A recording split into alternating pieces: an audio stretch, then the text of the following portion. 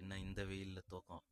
எனக்கு நைட்டு படம் பார்த்தேன்னா அதுதான் தூக்கமாக வருது. இப்போ வேலையை முடிச்சுட்டு மாடு மேய்க்கலாம் அப்படின்னு வந்தேன். நேற்று சர்தார் பார்த்தேன். எப்பயுமே ஒரு படம் பார்த்தேன்னா ஒரு அரை மணி நேரம் 3/4 மணி நேரம், அதுக்கு மிச்சம் பார்க்க மாட்டேன், தூங்கிடுவேன். அது வந்து நம்மளுக்கு நீர் தேவை, எப்படி நீரை விநியோகம் பண்ணுறதுக்காக என்னென்ன பிளான் போட்டு இது பண்ணுறாங்க அப்படின்ற மாதிரி படம் சூப்பராக இருந்துச்சு. அது வந்து ஓடிடியில் தான் வெளியிட்டாங்களாட்டங்க, இந்த தேட்டர்லாம் இல்லை. கார்த்தி நடிச்சது சூப்பராக நடிச்சிருக்காரு.